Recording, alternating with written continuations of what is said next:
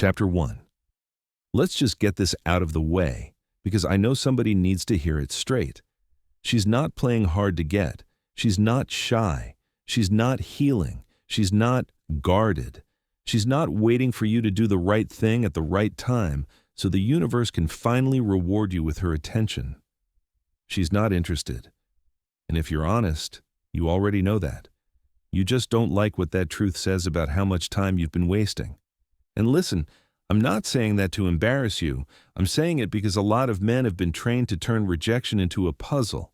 Like if a woman doesn't like you, it must mean you didn't say it the right way, didn't approach the right way, didn't time it right, didn't prove yourself enough, didn't show enough consistency, didn't show enough patience.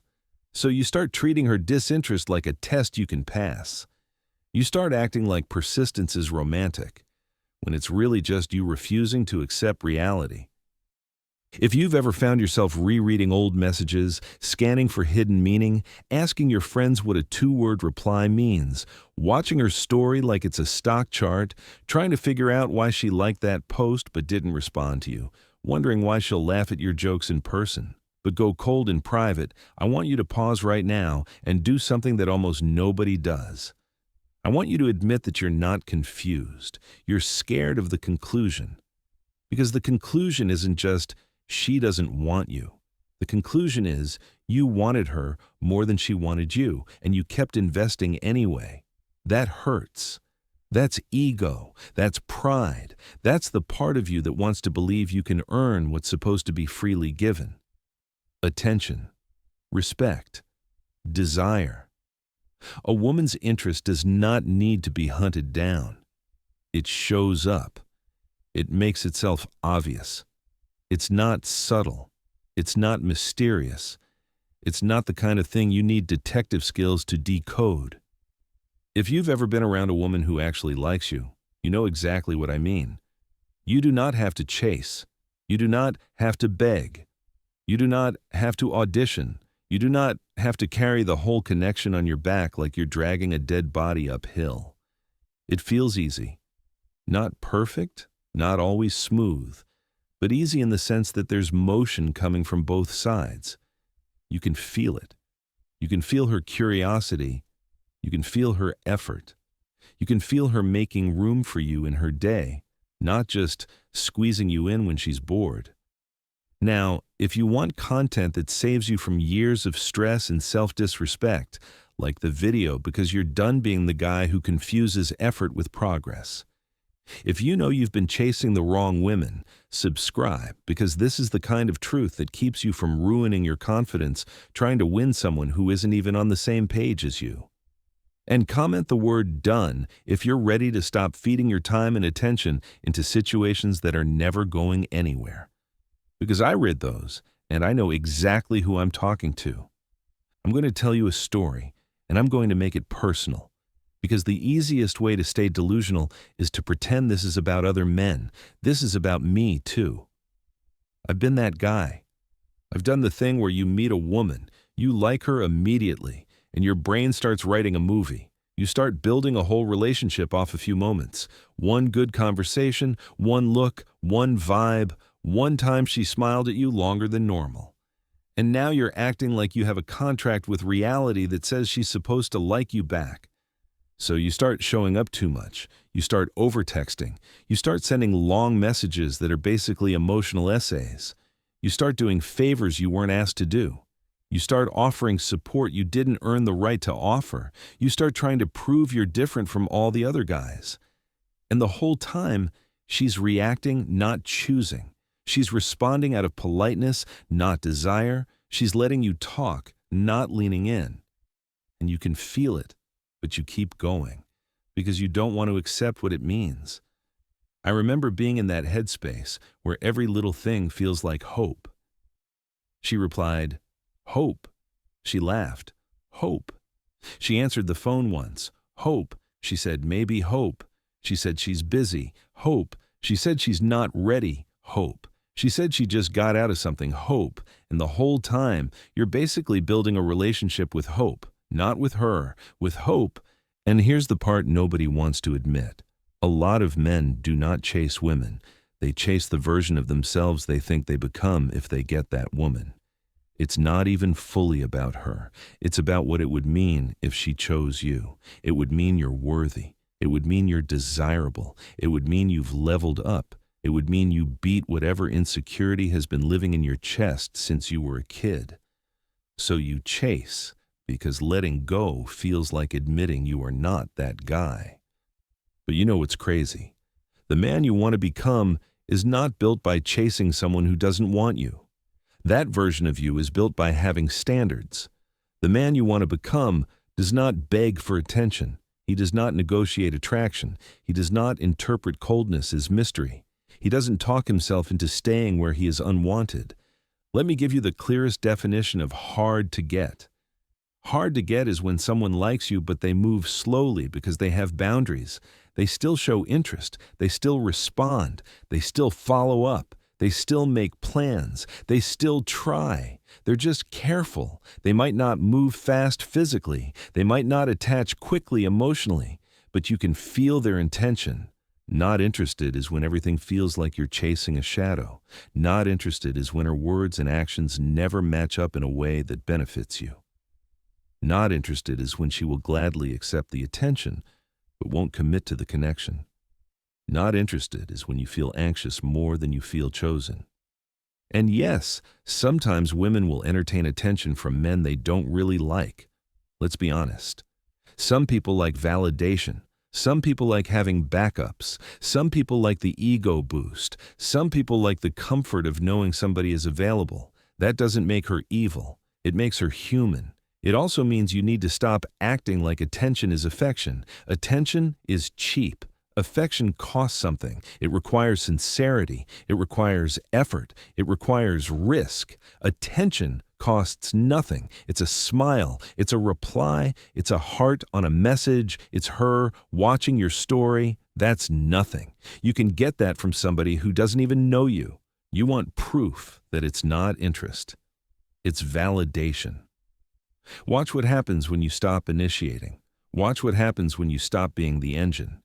If she likes you, she will notice. She will adjust. She will reach.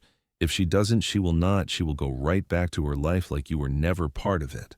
And that right there is the pain. Because it proves what you were avoiding. You weren't building anything. You were just showing up and she was letting you. Picture a guy named Marcus. Marcus is a solid dude. He works hard. He's not a bad-looking guy. He's got a sense of humor. He's respectful. He's the type of man people would describe as a good man. The problem is Marcus has a blind spot. He believes being good is supposed to earn him love. So Marcus meets this woman. She's beautiful, she's confident, she's social, she has options. Marcus is intrigued. He shoots his shot. She responds. She's friendly, she's not rude. She laughs, she gives him just enough. Marcus interprets this as momentum. He thinks, okay, I'm in. And now he starts trying to secure her. He texts her good morning. She replies at 3 p.m. Marcus tells himself she's busy. He suggests a date. She says she'll let him know. Marcus tells himself she's just cautious. He tries again. She says she's got a lot going on. Marcus tells himself she's been hurt before. He keeps showing up. He keeps being consistent. He keeps being understanding. He keeps making excuses for behavior that would be unacceptable if he wasn't attracted. And what happens over time is Marcus slowly trains himself to accept crumbs. He starts to feel grateful for bare minimum. He starts to feel relief when she does something basic, like respond within a day. He starts to feel like he's in a relationship when he's not. He starts to feel possessive when he has no claim. He starts to feel jealousy when she's out with her friends, because deep down, he knows he doesn't actually have her. He just has access. That's the part nobody talks about. Chasing creates anxiety. Because you cannot be relaxed when you are not chosen. Your nervous system knows. Your body knows. Your body knows you are trying to earn something that might never come. And that turns you into a version of yourself you don't even respect. You check your phone too much. You read too deeply into everything. You start trying to craft the perfect message. You start performing. You start shrinking. You start losing your edge. You start losing your masculinity in the way that actually matters, not in some fake macho way, but in the way that says you stand on your standards and you don't abandon yourself for attention. If you're listening to this and you feel called out, share this with a friend who keeps making excuses for mixed signals, because sometimes men need to hear it from a neutral voice before they accept it. And if you've ever been Marcus, comment, because I want you to be honest. Not for me, for you. Because the first step out of delusion is telling the truth out loud. Now, here's where it gets even more dangerous. A lot of men confuse the chase with love because the chase is emotionally stimulating. It gives you highs and lows. When she responds, you feel a rush. When she doesn't, you feel withdrawal. That's not romance, that's a dopamine loop, that's addiction. Your brain gets trained to crave the little hits of validation. That's why some men can't walk away even when they know it's not going anywhere. They're not attached to her. They're attached to the emotional roller coaster. And what's worse is that the roller coaster starts to feel like proof. You start thinking, if I feel this much, it must be real. If it hurts this much, it must mean something. If I'm thinking about her all the time, it must be love. No. Obsession is not love. Anxiety is not love. Confusion is not love. Love does not require you to abandon your dignity just to stay in the room. Let me talk directly to you now. If you have to convince yourself she likes you, she doesn't. If you have to keep reintroducing yourself to her attention, she doesn't. If you have to do mental gymnastics to explain why she's not making time for you, she doesn't. If her presence in your life is mostly absence, she doesn't. I know that sounds harsh. It's supposed to. Harsh is what cuts through delusion. Soft language is how you end up in year 3 still hoping. I want you to imagine how it looks from a woman's perspective when she actually likes a man. She checks her phone. She wonders if he's thinking about her. She makes herself available. She wants to be seen by him. She wants him to claim his space in her life. She wants him to lead, yes, but she also wants to cooperate. Women do not make it hard for the man they actually want. They might have boundaries, but they don't create confusion. They don't disappear. They don't leave you guessing for days. They don't make you feel like you're bothering them. And if you're sitting there thinking, well, she's just busy. Let's talk about busy. Busy is real. People work. People have stress. People have responsibilities. Busy does not erase intention. Busy people still make time for what they care about. Busy people still communicate. Busy people still follow up. Busy people still give you clarity. Busy people do not leave you in a fog. The truth is, most men are not confused by women. They are confused by their own hope. They want to believe she's different. They want to believe she's deep. They want to believe her silence is meaningful. They want to believe her distance is a sign she's thinking. No, distance is usually just distance. I remember the moment when I got tired of feeling stupid. Not stupid like I lack intelligence. Stupid like I was acting against my own self-respect. I remember looking at my phone, seeing that I was the only one initiating, and feeling that quiet disgust in my stomach. That feeling where you realize you are doing too much for someone who wouldn't do half of that for you. I stopped texting. I stopped checking. I stopped trying to keep the connection alive, and I told myself, if she wants to talk, she'll talk. If she wants to see me, she'll see me. If she cares, I'll know. And you know what happened? Silence. Nothing. Days went by, then weeks. And eventually it became obvious. I wasn't losing something. I was dropping something I'd been carrying alone. That's what letting go is going to feel like for you. You're going to realize you weren't walking away from love. You were walking away from effort that wasn't being matched. You're going to realize the peace you gain is worth more than the attention you were chasing. When you stop chasing the women who don't like you, you start becoming attractive to the women who would have liked you if you had self-respect. Because desperation is loud. It speaks through your behavior. It speaks through your tone. It speaks through your willingness to accept crumbs. It tells a woman you are easy to control. It tells her your standards are negotiable. It tells her you will tolerate being treated casually. And when you tolerate being treated casually, that's what you get. This is not about becoming cold. This is not about playing games. This is not about acting like you don't care. This is about caring with standards. It's about knowing the difference between pursuit and begging. It's about being able to say, I like you, and also say, I'm not going to chase you. If you're ready to stop chasing and start choosing, subscribe, because I'm going to keep giving you the uncomfortable truths that protect your dignity. And if you know a man who keeps spending money, time, and emotional energy on women who barely respond, share this, because it might save him from becoming bitter. Most bitterness is just prolonged delusion finally turning into resentment. Now, we're not done yet. In the next chapter, I'm going to break down the specific behaviors that masquerade as hard to get, and why so many men fall for it, and how to cut it off without turning into a robot or pretending you don't have feelings. Because the goal isn't to become heartless, the goal is to become clear. Chapter 2. Let's slow this down for a second, because this is where most men lie to themselves without even realizing they're doing it. They don't wake up and say, I'm going to ignore reality today. They wake up and say, maybe I'm overthinking it. And that single sentence has kept more men stuck than outright rejection ever has. Here's what usually happens. You notice something feels off. The replies are short. The energy doesn't match. The plans never solidify. You're always the one initiating. You feel slightly uneasy, but instead of trusting that feeling, you start negotiating with it. You start saying things like, maybe she's just busy right now. Maybe she's just not a big texter. Maybe she's been hurt before. Maybe she's shy. Maybe she moves slow. Maybe I just need to be more consistent. And before you know it, you've turned her lack of interest into a personality trait you're supposed to patiently work around. That's the trap. Because patience becomes the excuse for staying where you are not wanted.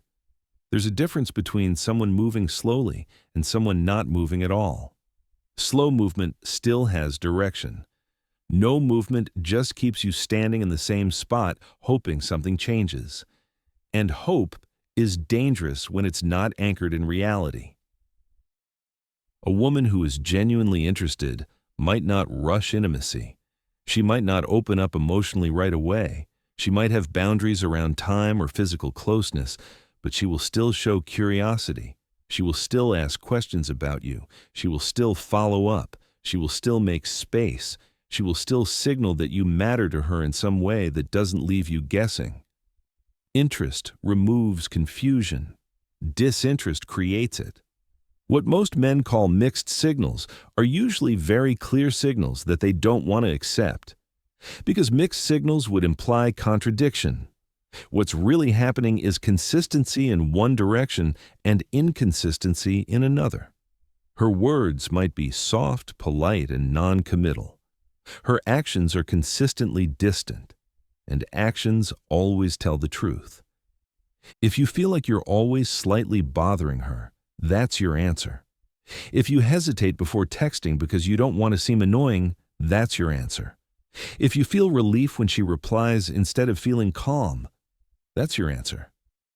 Desire does not feel like walking on eggshells. It doesn't make you feel small. It doesn't make you feel like you need to earn permission to exist in her space.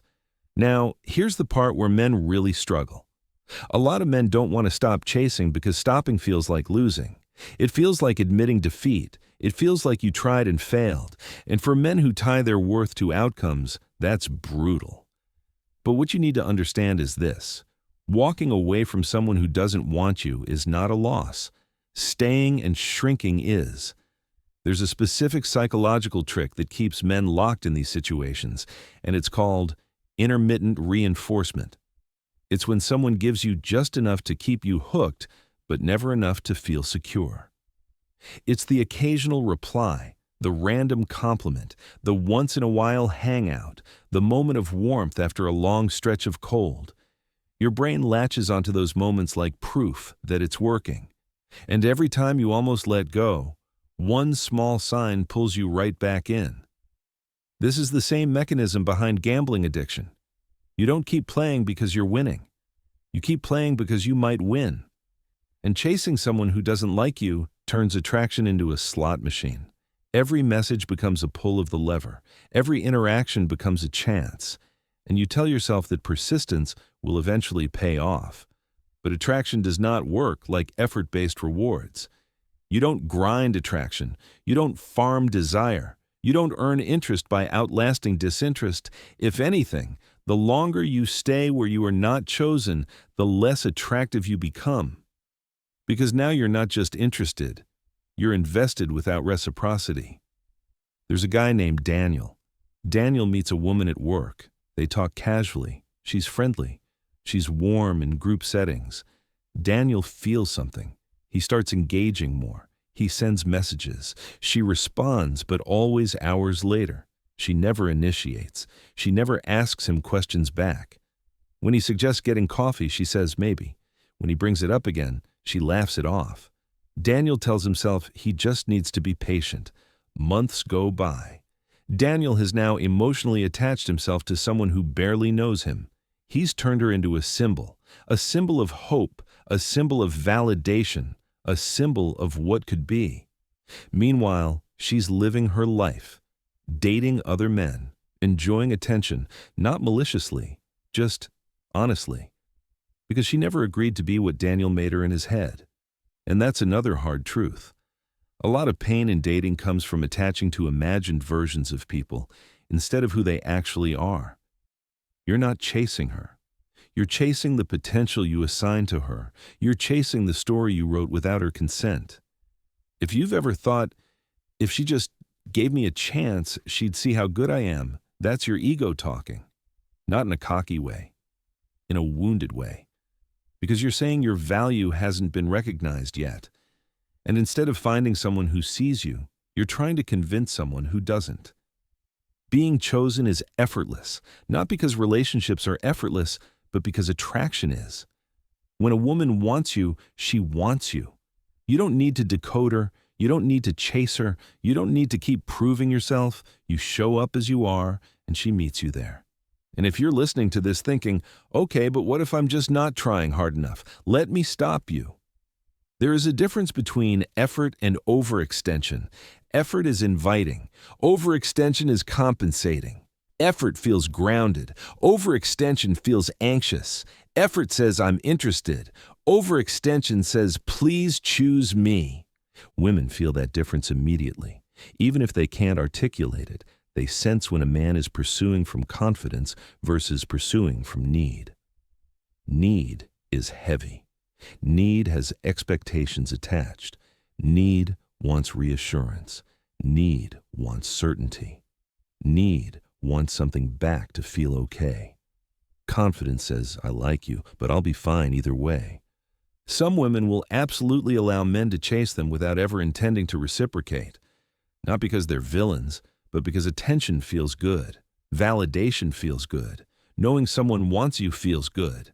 And if you keep offering it freely, some people will keep accepting it freely. That's not a female problem. That's a boundaries problem. Yours. You teach people how to treat you by what you tolerate. If you tolerate inconsistency, you get inconsistency. If you tolerate being an option, you become an option. If you tolerate emotional ambiguity, you live in emotional ambiguity. And before someone jumps in and says, well, women do the same thing, yes, they do. But this video is for men because men are the ones most likely to romanticize rejection and call it pursuit.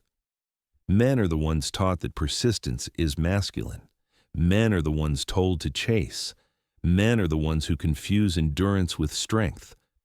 Real strength is walking away when something costs you your self-respect. If this is hitting you and you're realizing you've been negotiating with your dignity, like the video, because this is the kind of content that pulls you out of that loop. And if you've ever stayed in a situation longer than you should have because you didn't want to feel like you failed, comment, because I promise you're not alone. You're just honest. At first it feels wrong. It feels like you're giving up. It feels like you're being cold. It feels like you're missing an opportunity. But then something shifts. Your nervous system relaxes. Your mind clears. You stop obsessing. You stop checking your phone. You stop overthinking every interaction. You get your energy back. And with that energy comes clarity. You start seeing things for what they are instead of what you want them to be. You start noticing when someone is actually interested in you. You start noticing when effort is mutual. You start noticing when conversation flows instead of drags. And that's when dating stops feeling like work and starts feeling like connection. In the next chapter, I'm going to break down why men cling to hope even when reality is obvious, and how to detach without becoming bitter or closed off. Because walking away the wrong way turns pain into resentment. Walking away the right way turns pain into growth. Chapter 3. Here's the part most men never slow down enough to examine. They don't just chase women who don't like them. They chase relief. Relief from uncertainty. Relief from loneliness. Relief from the feeling that they might not be enough yet. And when a woman shows even the smallest amount of interest, it feels like a lifeline. Not because she's special, but because she temporarily quiets the voice in your head that asks uncomfortable questions. Questions like, why am I still single? Why does this keep happening? Why do I always want people who don't fully want me back? Why do I feel unseen? Why do I feel like I have to prove myself? Those questions are heavy. So instead of sitting with them, you chase. You distract yourself with pursuit. You stay busy emotionally. Because as long as you're chasing someone, you don't have to sit alone with yourself. That's why letting go feels so hard. It's not just losing her. It's losing the distraction. It's losing the story you were telling yourself. It's losing the thing you were using to avoid facing something deeper. I remember a phase in my life where I kept ending up in the same dynamic over and over. Different women, same feeling. Me leaning forward, them leaning back, me trying, them responding just enough. And I kept telling myself it was bad luck, that I just hadn't met the right one yet. But eventually, I had to ask a more uncomfortable question. Why do I keep choosing people who can't meet me where I am? That question changed everything, because it shifted the focus from them to me, not in a self-blaming way, but in an honest way. I had to admit that part of me felt more comfortable in pursuit than in mutuality. Pursuit gave me a role. It gave me purpose. It made me feel active. Mutual interest felt unfamiliar, calm, stable, almost boring at first.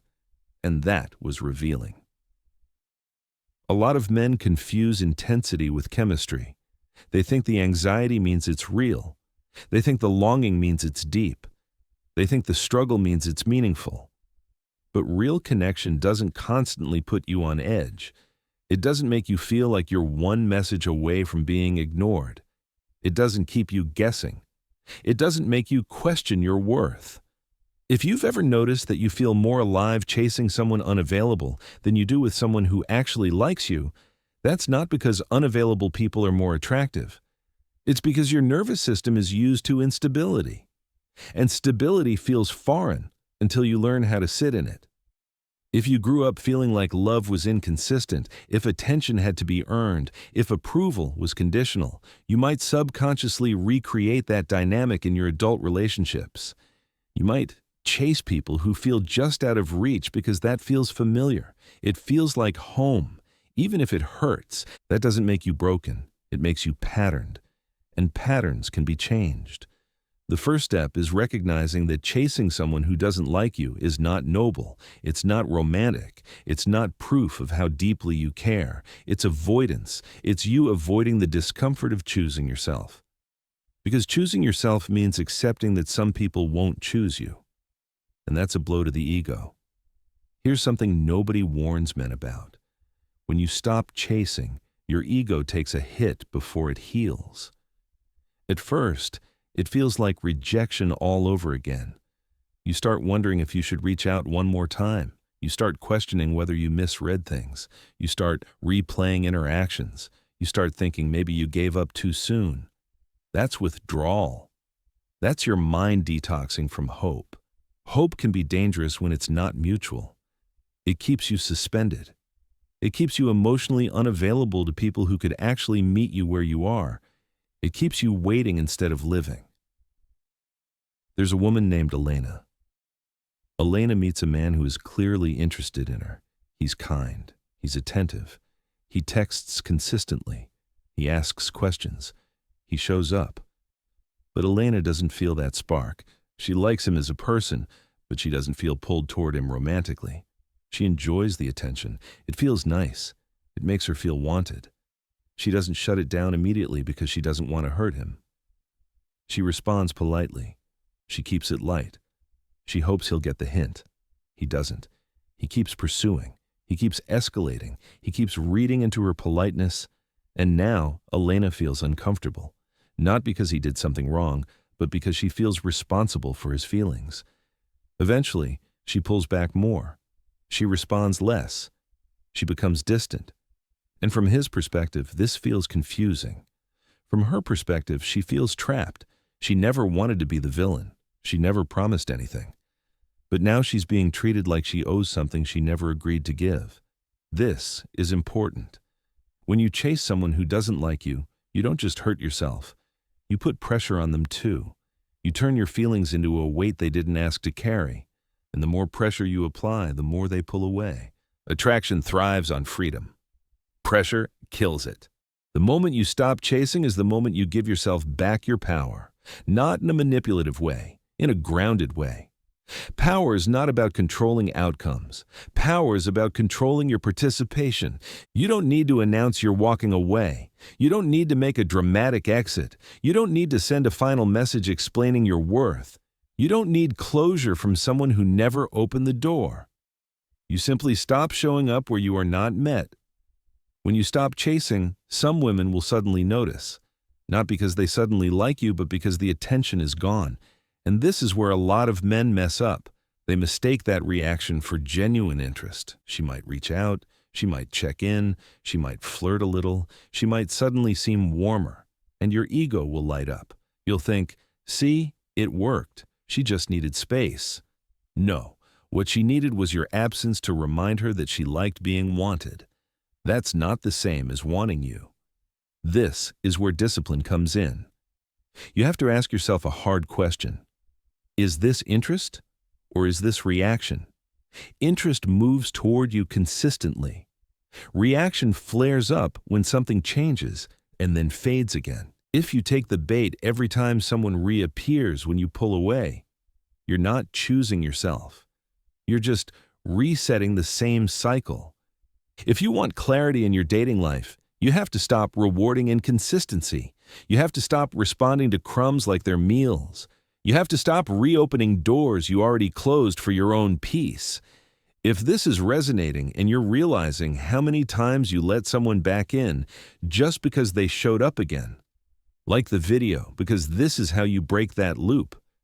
And if you've ever mistaken attention for attraction, comment, because naming it takes away its power. Let me be very clear about something. Walking away does not guarantee she will suddenly want you. That's not the point. Walking away guarantees you stop wasting time. It guarantees you stop leaking energy. It guarantees you create space for someone who can meet you with the same effort you bring. You cannot attract aligned relationships while you're clinging to misaligned ones. Now I want you to imagine a different version of your dating life. One where you don't feel anxious after interactions. One where you don't replay conversations. One where you don't wonder where you stand. One where interest is obvious, effort is mutual, communication is clear. That version of your life exists. But you don't get there by chasing. You get there by filtering. Every time you stop chasing someone who doesn't like you, you refine your standards, you sharpen your self-respect, you become less available to chaos and more available to connection.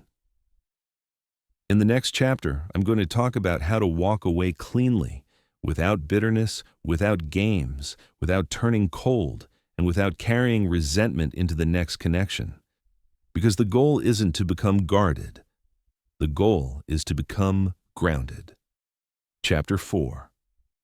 Here's where a lot of men get it wrong. They hear, "stop chasing," and they swing to the opposite extreme. They go cold. They shut down. They start pretending they don't care. They turn detachment into an identity, and all that really happens is they trade desperation for bitterness. Different mask, same wound. That's not the move. Walking away cleanly is not about becoming emotionally unavailable. It's about becoming emotionally honest. Honest with yourself about what you're feeling, and honest about what you're no longer willing to tolerate. Most men don't actually struggle with walking away. They struggle with not making it dramatic. They want to send the final message. They want to explain themselves. They want her to understand what she lost. They want closure. But closure is a luxury you don't get from someone who never opened the door in the first place. Silence is not weakness when it's aligned. Silence is clarity when words would only be used to bargain. The urge to explain yourself is usually just your ego trying to regain control. You want to feel seen. You want validation. You want her to say, "I didn't realize," or "I'm sorry," or "maybe we can try." And that desire right there is proof you're not ready to engage from strength. Strength doesn't need to be witnessed to exist. You notice the pattern. You acknowledge the truth. You stop initiating. You stop chasing. You stop checking. You stop feeding the dynamic. And you don't do it to punish her. You do it to protect yourself. You don't need to block unless it's necessary for your peace. You don't need to ghost out of spite. You don't need to announce boundaries like you're reading from a script. You simply withdraw your investment. Calmly, quietly, decisively, and yes, it will feel uncomfortable at first, because your mind is used to being stimulated by the chase. Your phone feels emptier. Your thoughts wander back to her. You wonder what she's doing.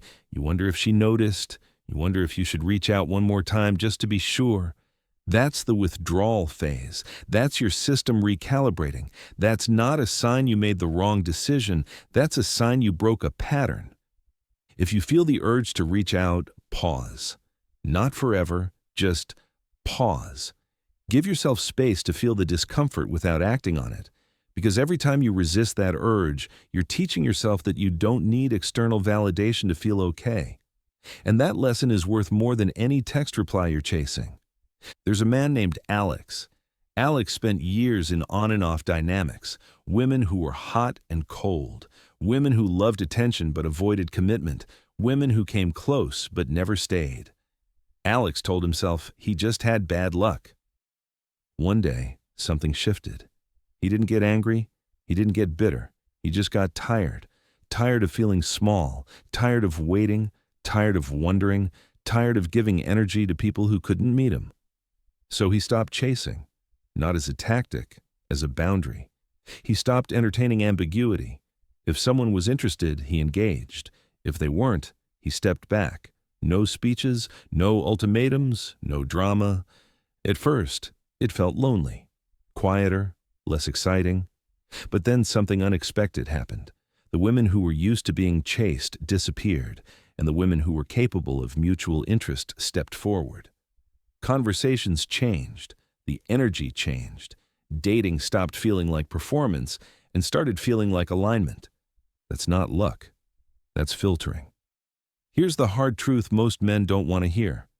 The dating market doesn't reward effort. It rewards clarity. It rewards self-respect. It rewards emotional regulation. It rewards men who know when to lean in and when to step back. And stepping back doesn't mean you don't care. It means you care enough about yourself not to stay where you're not valued. Now, let's talk about bitterness, because this is important. Bitterness is what happens when you suppress disappointment instead of processing it, when you pretend you didn't care, when you tell yourself she wasn't worth it anyway, when you turn pain into contempt. That path leads nowhere good. It hardens you. It makes you suspicious. It makes you project past experiences onto new people. It makes you miss genuine connections because you're too busy guarding yourself. Walking away cleanly means you allow yourself to feel disappointed without letting it define you. You can acknowledge that you wanted something that didn't happen. You can accept that it hurts. And you can still choose to move forward without resentment. Here's something that might surprise you. You can respect someone and still walk away.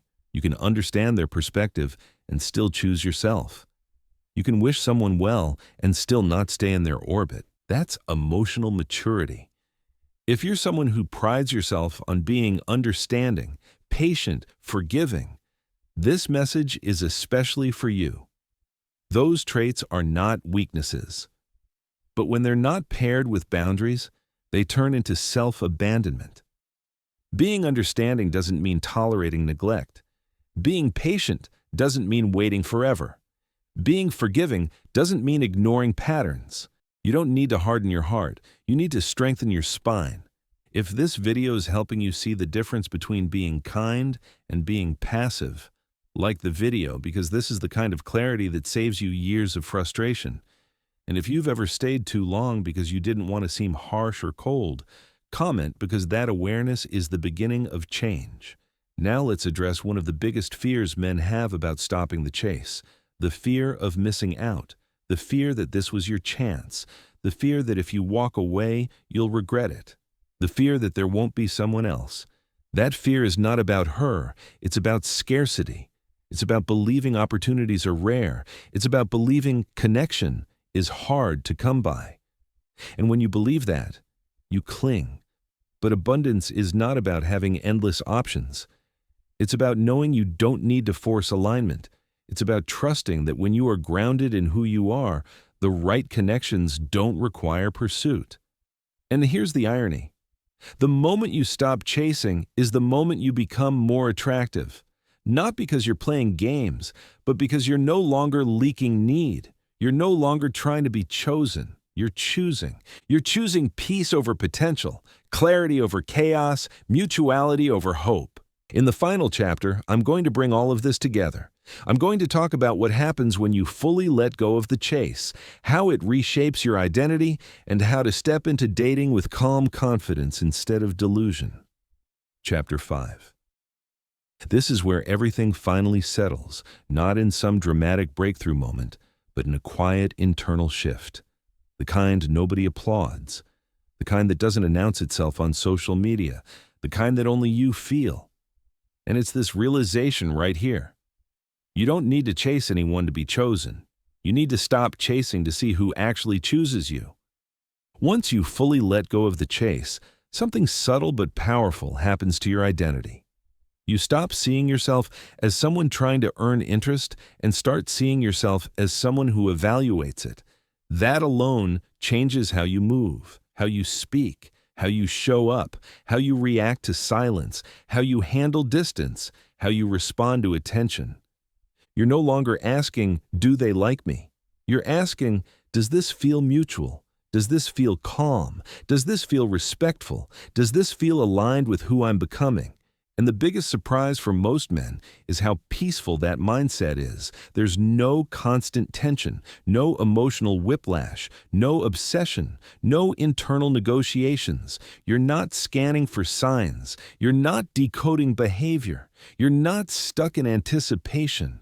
You're present. I remember the first time I experienced that shift. I was talking to someone new, and instead of wondering where I stood, I just watched how it unfolded. I wonder whether the effort was returned. I noticed whether the conversation flowed. I noticed whether I felt relaxed or anxious. And for the first time, I realized I didn't need certainty from her to feel okay. I already had it within myself. That's when dating stops being a test of your worth and starts being a filter for compatibility. Let me speak directly to you one last time.